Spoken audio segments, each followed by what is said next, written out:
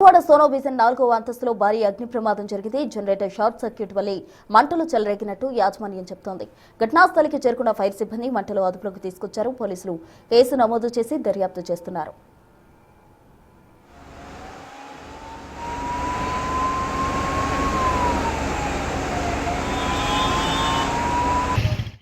Fire engine వెంటనే వచ్చింది.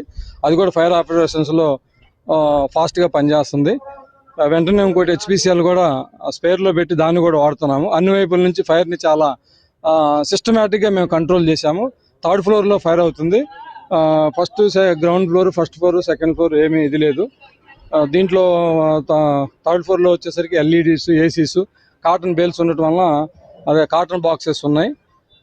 దానివల్ల స్మోక్ కొంచెం హెవీగా వస్తుంది.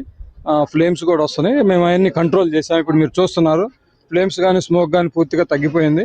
విత్ ఇన్ షార్ట్ పీరియడ్లోనే మేము ఎంత రెస్పాండ్ అయిపోయి దాన్ని కంట్రోల్ చేయగలిగాము. థ్యాంక్ యూ అండి. ఏమండి, కంట్రోల్ అయింది, ఆల్మోస్ట్ ఆల్ కంట్రోల్ అయినట్టే. ఈ fire is in our control. అది కనుక్కోలేదు, మేము అది ఎంక్వైరీ చేస్తాం. వాళ్ళు ఎలక్ట్రికల్ షార్ట్ సర్క్యూట్ అంటున్నారు మేనేజ్మెంట్ని. అది మేము ఎంక్వైరీ చేసి ఎంక్వైరీలో చెప్తాం. వాళ్ళని అడగలేదు. నష్టం సుమారుగా ఉండొచ్చు, ఒక ఎక్కువే 50 lakhs వరకు ఉండొచ్చు, 50 lakhs అబౌవ్. ఎందుకంటే ACs, LED ఇది కాబట్టి ఎక్కువ రిఫ్రిజిరేటర్స్, జనరేటర్స్, ACs ఉన్నాయి కనుక మేము అడగలేదు. ఇంకా మేము ఫైర్ ఫైటింగ్ ఆపరేషన్స్లో ఉన్నాము. We're busy in that.